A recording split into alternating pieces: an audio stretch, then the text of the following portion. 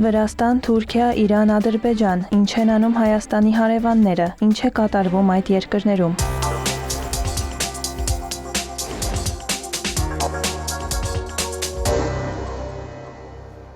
Տարածաշրջանում խաղաղության հաստատումն ու խորքային պետության թուլացումն ուղղակիորեն փոխկապակցված են, որքան շուտ նախագահ Թրամփի վարչակազմը կարողանա թուլացնել խորքային պետությունը, այնքան շուտ խաղաղություն կհաստատվի մեր տարածաշրջանում, հայտարարել է Վրաստանի վարչապետ Իրակլի Կոբախիձեն ԻՄԵԴ-ի հեռուստաընկերության եթերում։ Եվրոպայում բացահայտ եւ ուղղակիորեն դեմ են խաղաղության հաստատմանը, մենք նույնիսկ լսել ենք եվրոպացի վարչապետներից մեկի հայտարարությունն այն մասին, որ խաղաղությունը կարող է ավելի վտանգավոր լինել, քան Ուկրաինայի պատերազմը։ Կոբախիձեի խոսքով լավ է, որ ԱՄՆ-ում իրավիճակ է փոխվել, դա դրական կանդրադառնա նաև Եվրոպայի վրա։ Վրաստանի վարչապետն անդրադարձել է նաև Եվրամիության հետ հարաբերություններին։ Մեզ խնդրում էին միանալ պատերազմին, տարբեր գործիքներ էին օգտագործում, երբ մենք չընդունեցինք այս առաջարկը եւ չընթարկվեցինք այս խնդրանքին, այդ ժամանակ օրակարգ բերվեց անդամակցության տեխնազուի կարգավիճակ ստանալու հարցը։ Մենք այդ ներկայացրինք այդ կարգավիճակ ստանալու համար, սակայն մեր նկատմամբ ճնշումներ գործադրվեցին։ Ի տարբերություն Մոլդովայի եւ Ուկրաինայի 2022 թվականի հունիսին մեզ տեխնազուի կարգավիճակ չտրամադրվեց եւ դա օգտագործվեց մեր երկրում հեղափոխության փորձի համար, թեև այն ձախողվեց։ Վրաստանի խորհրդարանի խոսնակ Շալվա Պապուաշվիլին արձագանքել է Ուկրաինայի պաշտպանության նախկին նախարար Ալեքսի Ռեզնիկովի հայտարարությանը։ Վերջինս կեղծ էր անվանել այն պնդումները, թե Կիևը Թբիլիսիից պահանջել է Ռուսաստանի դեմ երկրորդ ճակատ բացել։ Միթե ես եմ խնդրել վրացիներին պատերազմ ուղարկել, պաշտպանության նախարարը տեղյակ չէ, որ այլ երկրի կողմից պաշտոնական ինքնաթիռներով կամավորներ ուղարկելն ուղղակիորեն ենթադրում է մասնակցություն պատերազմին։ Ռեզնիկովը, որը 2021 թվականից մինչև 2023 թվականի սեպտեմբերը գլխավորել է Ուկրաինայի պաշտպանական գերատեսչությունը, Ազատություն ռադիոկայանի վրացական ծառայությանը տված հարցազրույցում նշել է, որ Կիևը ոչ մի օգուտ չէր ստանա Վրաստանին պատերազմում ընդգրկելուց։ Նրա խոսքով Վրաստանի տարածքում երկրորդ ճակատը լավագույն դեպքում մի քանի օր տևեր։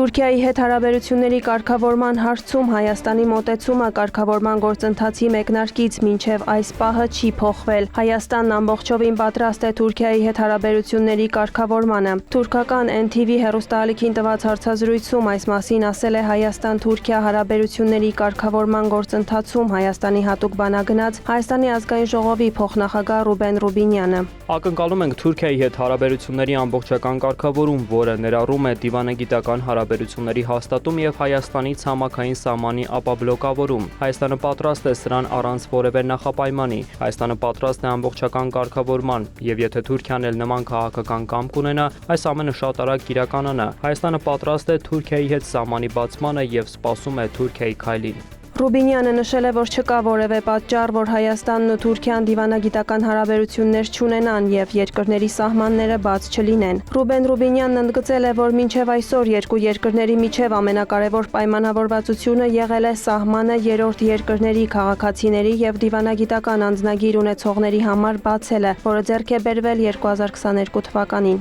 Մեր կողմում Մարգարեի անցակետը վերանորոգվել է եւ պատրաստ է։ Ակնկալում ենք, որ մեր թուրք գործընկերները կկատարեն պայմանավորվածությունը։ Ռուբինյանը հիշեցրել է, որ Հայաստանն ու Թուրքիան նաեւ պայմանավորվել են վերակառուցել հայ-թուրքական սահմանին գտնվող Անի պատմական կամուրջը։ Լեհաստանի վարչապետին Անկարայում ընդունել է Թուրքիայի նախագահը։ Դոնալդ Տուսկը եւ Ռեջեփ Էրդողանը քննարկել են Ուկրաինայի շուրջ վերջին զարգացումները, երկկողմ կապերը, Թուրքիա-Եվրամիություն հարաբերությունները, անդրատլանտյան կապերը, տարածաշրջանային եւ գլոբալ այլ զարգացումներ։ Էրդողանը հայտարարել է, որ Թուրքիան եւ Լեհաստանը տեղակայված են ՆԱՏՕ-ի արևելյան եւ հարավային թևերում եւ ունեն Եվրոպայում ՆԱՏՕ-ի խոշորագույն ցամաքային բանակները։ Նրա խոսքով երկու երկրներն անփոխարինելի են Եվրոպայի անվտանգության ապագայում։ Էրդողանը հավելել է, եթե Եվրամիությունը ցանկանում է պահել իր ուժը, պետք է Թուրքիային լիիրավ անդամակցություն տրամադրի։ Թուրքիայի նախագահը նաև ողջունել է այն փաստը, որ Կիևն ընդունել է 30-օրյա հրադադար հաստատելու Վաշինգտոնի առաջարկը։ Նա հույս է հայտնել, որ Ռուսաստանը կառուցողական մոտեցում կդրսևորի եւ կանի նույնը։ Տուսկն էլ հույս է հայտնել, որ Անկարան կաջակցի ամբողջ տարածաշրջանում կայունությանը եւ անվտանգությանը։ Լեհաստանի վարչապետը նշել է, պատրաստ են համագործակցել թուրք գործընկերների հետ պաշտպանության եւ պաշտպանական արդյունաբերության ոլորտում։ Նա վստահեցրել է, որ իր երկիրն աջակցում է Թուրքիայի եվրոպական կուրսին։ Դոնալդ Տուսկը հավելել է Վարշավայի եւ Անկարայի նպատակն է նպաստել Ուկրաինայում կրակի դադարեցմանը, Սիրիայի կայունացմանը եւ վերականգնմանը։ Հարավային Կովկասի եւ Վրաստանի ճգնաժամի հարցերով Եվրամիության հատուկ ներկայացուցիչն այցելել է Անկարա։ Մագդալենա Գրոնոն X-ի էջում գրել է, որ ի թիվս այլ հարցերի քննարկվել է Հայաստան-Ադրբեջան եւ Հայաստան-Թուրքիա հարաբերությունների կարգավորման գործընթացը։ Նա շնորհակալություն է հայտնել թուրքական կողմին բաց եւ կառուցողական քննարկումների համար։ Գրոնոյի խոսքով անդրադարձ է եղել հետագա գործակցության հեռանկարներին, որը կարող է օգուտ բերել Թուրքիային, Հարավային Կովկասին, Կենտրոնական Ասիային եւ Եվրամիության երկրներին։ Նրա խոսքով աճող գլոբալ մարտահրավերների ֆոնին անհրաժեշտ է կրկնապատկել ջանքերը նպաստելու կայունությանը, անվտանգությանը եւ խաղաղությանը։ Անկարա այցն ավարտվել է հաջողությամբ։ Շնորհակալ եմ Թուրքիայի գործընկերներին Հարավային Կովկասի եւ տարածաշրջանային օրակարգի հարցերի շուրջ կարծիքների բաց եւ կառուցողական փոխանակման համար, ներառյալ Ադրբեջանի եւ Հայաստանի միջև հարաբերությունների կարգավորումը, Վրաստանում հակամարտության հետ կապված խնդիրները, ինչպես նաեւ Թուրքիայի եւ Հայաստանի միջև հարաբերությունների կարգավորումը։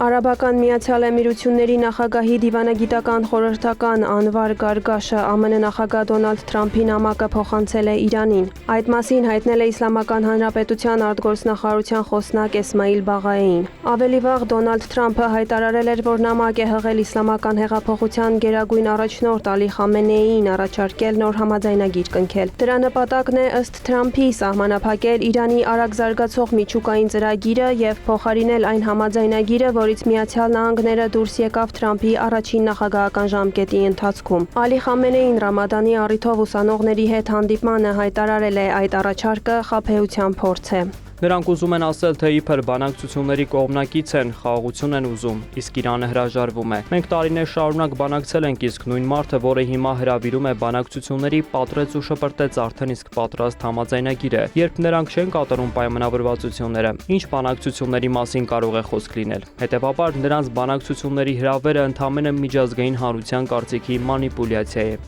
Խամենեին նաև համոզմունք է հայտնել, որ Միացյալ Նահանգների հետ բանակցությունների սեղանի շուրջ նստելը չի հանգեցնի Թեհրանի դեմ պատժամիջոցների չեղարկմանը, հակառակը էլ ավելի կմեծացնի Իրանի նկատմամբ ճնշումները։ Ամերիկան սպառնում է ռազմական ագրեսիայով, իմ կարծիքով դա անխոհեմ սպառնալիք է, քանի որ պատերազմն ու հարվածները միակողմանի գործընթաց չեն, Իրանը կարող է պատասխան հարված հասցնել եւ անշուշտ կանի դա։ Խամենեին նաև հավելել է, եթե Իրանը ցանկանար միջուկային զենք ունենալ, ապա Միացյալ Նահանգները չէր կարողանա նրան կանգնեցնել, սակայն Թեհրանը նման մտադրություն չունի։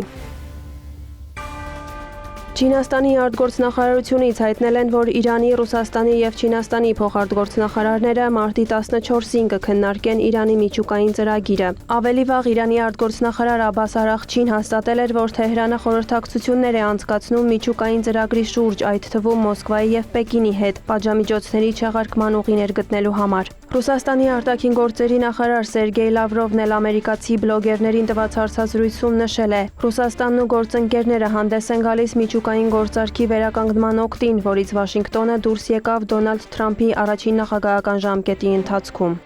Մոսկվան հանդես է գալիս իրանական միջուկային գործարքի շուրջ երկխոսության վերսկսման օգտին այն ձևաչափով, որը նախատեսվում էր ՄԱԿ-ի անվտանգության խորհրդի կողմից հավանության արժանացած նախնական գործարքով, որին մասնակցել են Ռուսաստանը, ԱՄՆ-ն, Չինաստանը, Ֆրանսիան, Գերմանիան, Մեծ Բրիտանիան, Իրանը։ Մենք ամերիկյան կողմի հետ քննարկել ենք Պարսից ծոցում տիրող իրավիճակը, ինչպես նաև Իրանի միջուկային ծրագրի վերաբերյալ գործողությունների համատեղ համապարփակ ծրագիրը։ Որոշ շփումներ կան նաև եվրոպացիների հետ, տեսնենք ինչպես ամեն ինչ կընթանա։ Վերջին օրերին Իրանը, Ռուսաստանը եւ Չինաստանը համատեղ ռազմածովային զորավարժություններ են անցկացրել Իրանի հարավ-արևելքում գտնվող Չաբահար նավահանգստից ոչ հեռու։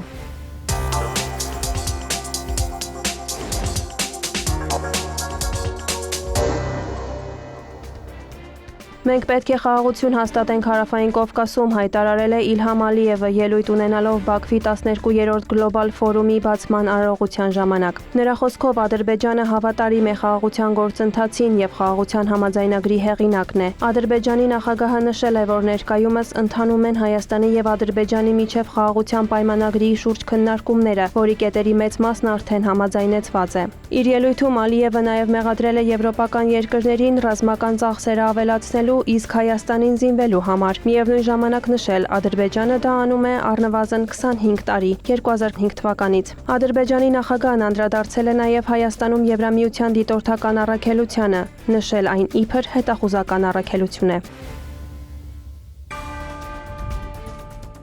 Ադրբեջանի եւ Իրանի արտգործնախարարներ Ջեյհուն Բայրամովն ու Աբբաս Արաղչին հեռախոսազրույց են ունեցել, քննարկել երկկողմ եւ տարածաշրջանային հարաբերություններին առնչվող հարցեր։ Ըստ ադրբեջանական կողմի հաղորդագրության ընդգծվել է Ադրբեջանի եւ Իրանի միջև էներգետիկ, տրանսպորտային եւ ներդրումային ոլորտներում համատեղ նախագծերի ռազմավարական նշանակությունը։ Մասնավորապես նշվել է, որ Իրանի տարածքով անցնող տրանսպորտային ուղիները, ինչպես նաեւ ենթակառուցվածքային նախագծերը, որոնք կմիացնեն Ադրբեջանի արևմտյան շրջանները Նախիջևանի հետ, նոր հնարավորություններ են ստեղծում տարածաշրջանի համար։ Իրանական կողմի հաղորդագրության համաձայն նախարարները համաձայնեցրել են բարձր մակարդակի առաջիկա այցերի հետ կապված հարցերը։ Աբբաս Արաղչին էլ վերահաստատել է, Իրանի քաղաքականությունն ուղղված է Ադրբեջանի հետ բարիդրացիական հարաբերությունների պահպանմանը եւ համագործակցության զարգացմանը։